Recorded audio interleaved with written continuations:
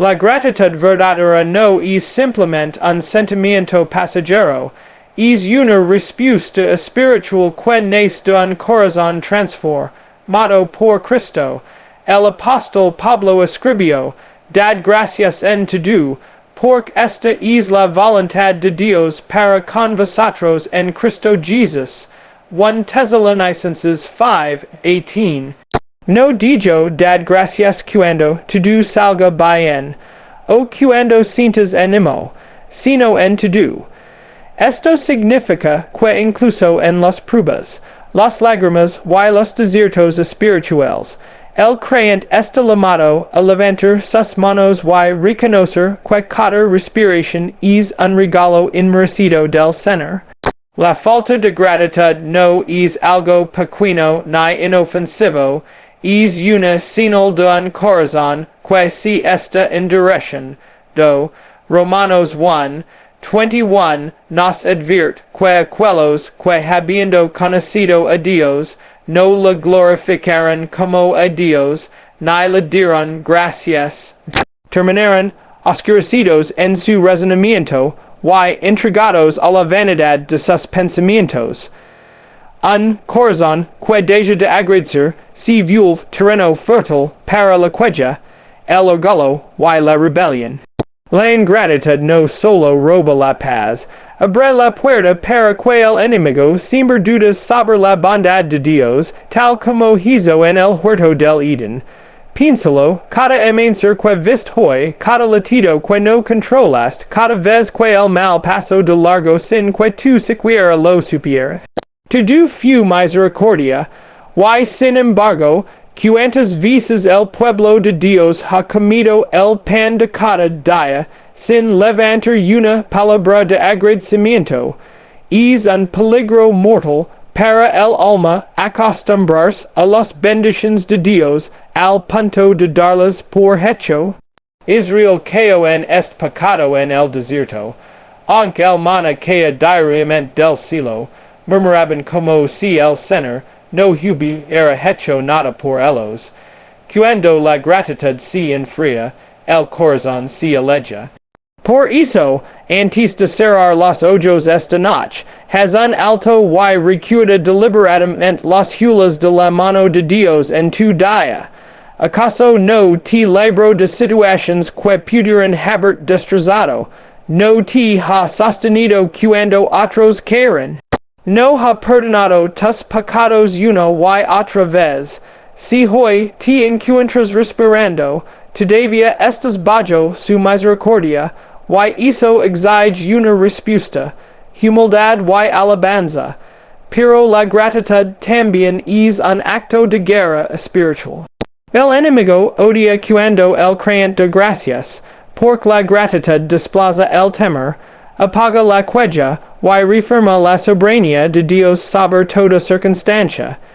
Cuando, como Pablo y Silas, cantas himnos en medio de la noche más oscura, Hechos 16:25, el infierno tiembla y las cadenas se rompen. Si has dejado de dar gracias, arrepentit ahora, arrodíllate y confiesa tu indiferencia.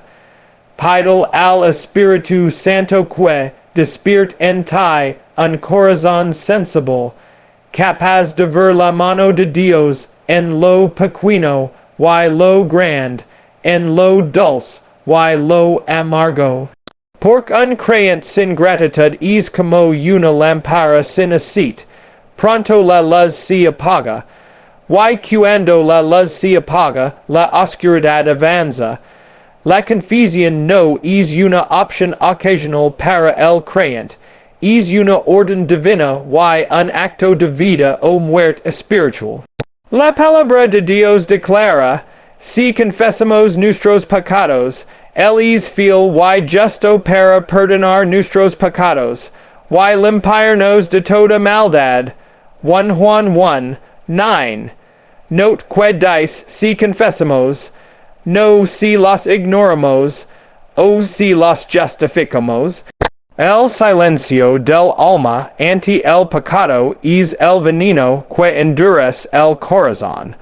David lo sabia, bien cuando escribio, mientras cal, si envejecieren mis huesos en mi gemir to do el dia. Salmo 32, 3. Un pecado no confesado es una cadena invisible que aprieta cada dia más, hasta asfixiar la comunión con Dios. La confesión verdadera no es una lista superficial de follows repetidos de memoria, es una confrontación cara a cara con la santidad de Dios, reconocen, do que hemos ofendido a un Dios que nos amó hasta la cruz. El Espíritu Santo no pueden, ar un vaso que todavía está lleno de orgullo y autodefensa, él espera que vengamos vacíos, rotos, con las manos abiertas y sin excusas.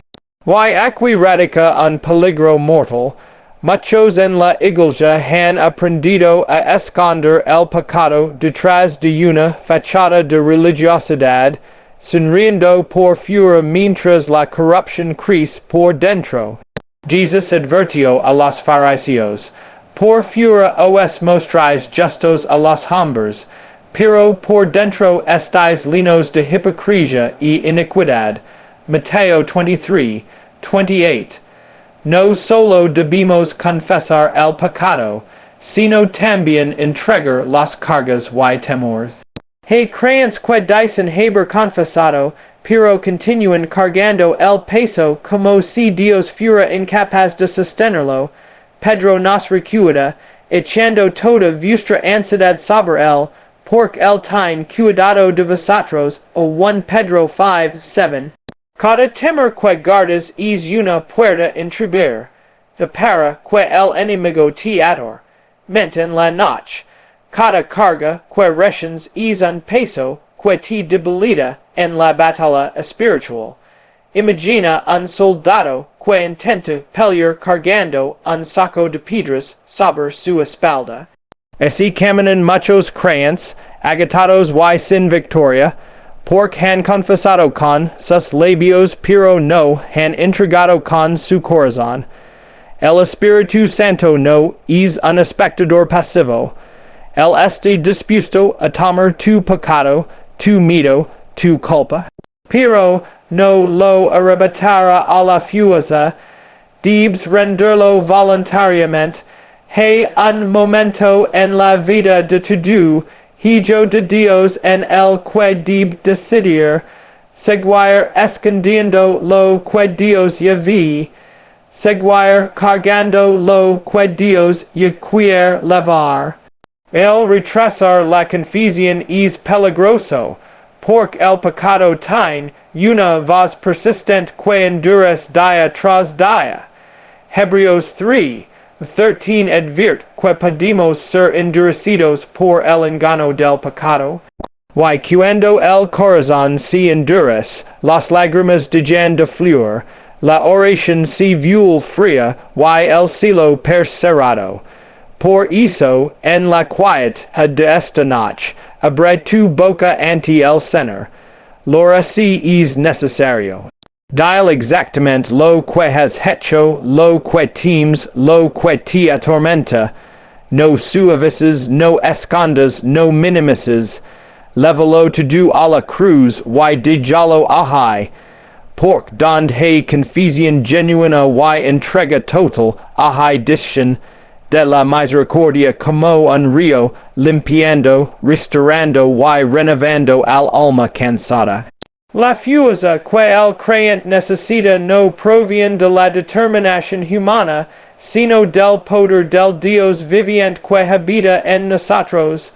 Isaías nos recuerda, pero los que esperan a Jehová tendrán nuevas fuerzas, levantarán alas como las águilas, correrán y no se cansarán, caminarán y no se fatigarán.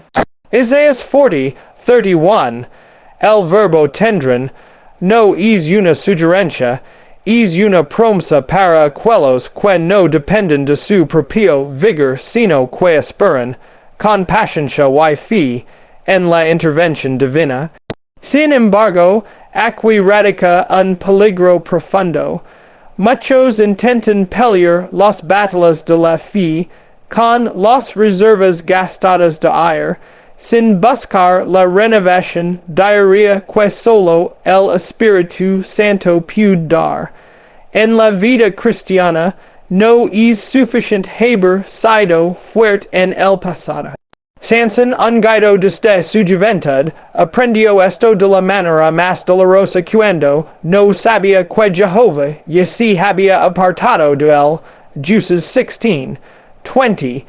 Su fuerza física era inútil sin la presencia de Dios. Así también hay creyentes que se apoyan en experiencias pasadas, en victorias antiguas, en recuerdos de un fuego que alguna vez ardió. Pero la llama no se mantiene encendida por la memoria, sino por el aceite fresco del Espíritu cada día. La noche con su silencio revela la verdadera condición del alma. Cuando todo se apaga y la voz de la multi, todavía no está la realidad de nuestra debilidad queda expuesta. Es ahí donde debemos clamar, Señor, no tengo las fuerzas para enfrentar el día que viene, pero tú eres mi fortaleza. El salmista confesó, Jehová es mi fortaleza y mi escudo, en él confío mi corazón, y fui ayudado. Salmo 28:7. Pedir nuevas fuerzas no es un signo de debilidad vergonzosa. Es un acto de humildad que reconoce que separados de Cristo nada podemos hacer. Juan 15:5. El peligro de no buscar esta renovación es claro. El corazón se agota, la fe se marchita y la tentación encuentra terreno fácil para conquistar. Cuando Elías huyó al desierto, exhausto y desesperado, deseó morir. 1 Reyes 19:4. Pero Dios le envió pan y agua, y con esa provisión sobrenatural pudo continuar 40 días más. El creyente que no se alimenta espiritualmente queda como un soldado hambriento en medio de la guerra, vulnerable y sin defensa. La fuerza espiritual no se recibe con simples deseos, sino en un altar de oración sincera. En la quietud de la noche, cuando tus manos están vacías y tu alma cansada, el Espíritu Santo está dispuesto a derramar un poder renovador que no solo fortalece el espíritu, sino que también sana las heridas emocionales y restaura el cuerpo debilitado. Pero esta fuerza viene acompañada de un llamado: renunciar a la autosuficiencia, abandonar la complacencia y volver a una dependencia total de Cristo. El Señor no comparte su gloria con nuestra autosuficiencia. Él fortalece a los que se rinden, no a los que se resisten. Por eso, al cerrar los ojos esta noche, no te acustes en la misma debilidad con la que vives el día. Eleva tu voz al cielo, pide nuevas fuerzas, no para tu comodidad, sino para su gloria. Porque el Dios que levantó a los muertos también puede levantar tu espíritu cansado, si tan solo te atreves a pedirlo. Cada nuevo amanecer trae consigo decisiones, algunas pequeñas, otras capaces de cambiar el rumbo de toda una vida. Y en un mundo saturado de voces, opiniones y caminos apparentes, el peligro más grande para el creyente no es la ausencia de actividad, sino avanzar en una dirección sin la guía de Dios. El Señor advierte en Proverbios 14:12, hay camino que al hombre le parece derecho, pero su fin es camino de muerte. La sabiduría humana, sin la luz del Espíritu Santo, es un faro falso que conduce al naufragio. La Escritura es clara: fíate de Jehová de todo tu corazón, y no te apoyes en tu propia prudencia. Reconocilo en todos tus caminos, y el enderezará tus veredas. Proverbios 3:5-6. Esto no significa solo orar por las grandes decisiones como un matrimonio, un trabajo o un cambio de ciudad. Significa que incluso las decisiones aparentemente insignificantes, la conversación que tendrás, el lugar donde pondrás tu tiempo, las palabras que pronunciarás deben ser sometidas a la dirección de Dios. El enemigo rara vez destruye de un solo golpe, mas bien desvía el corazón por pequeños grados hasta que el creyente se encuentra lejos del propósito de Dios. La noche es el momento perfecto para buscar esa guía.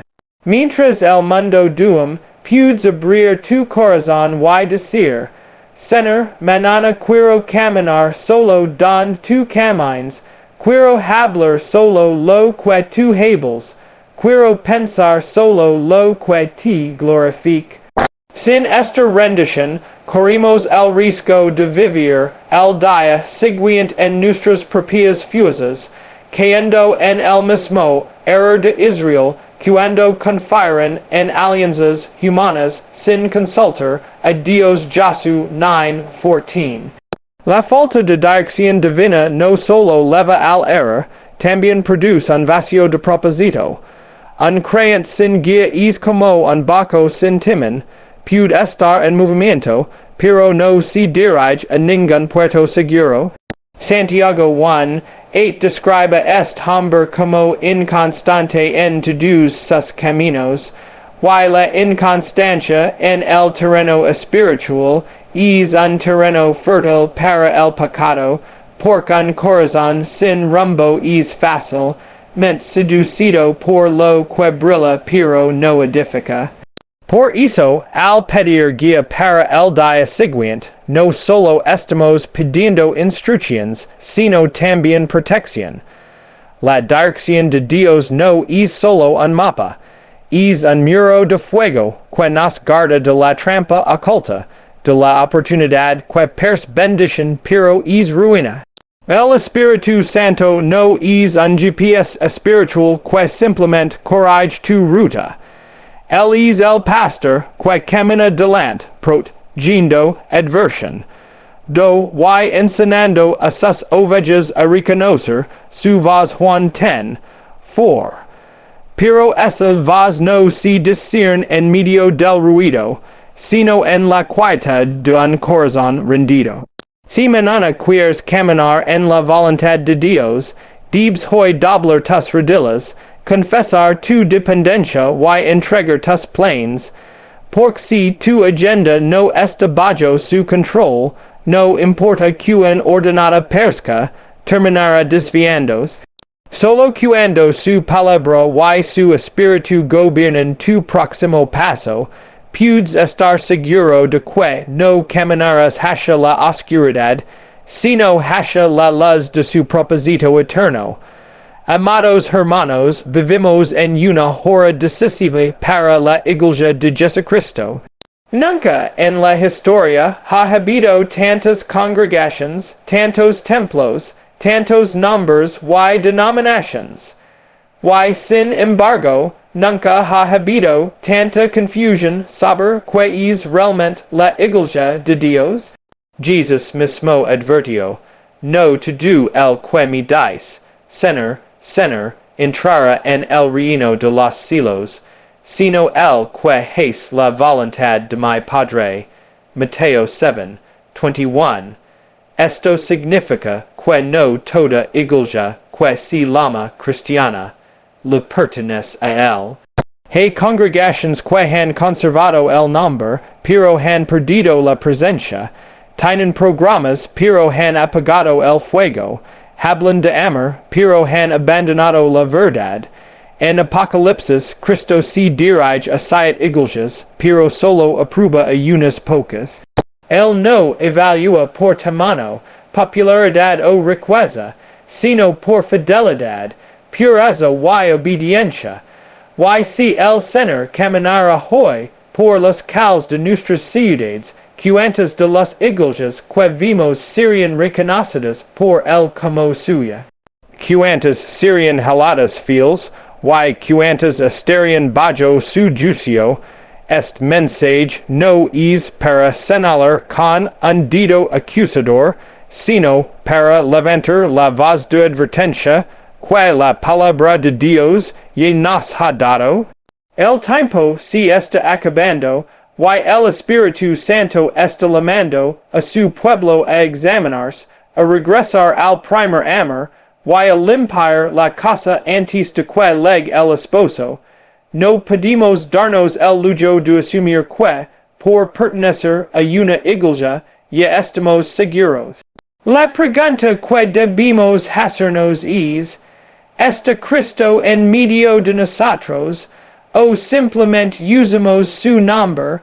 Esta noche, quiero que escuchemos juntos la voz del Maestro, que miremos a la luz de su palabra, y digamos que el Espíritu Santo nos muestra donde estamos parados.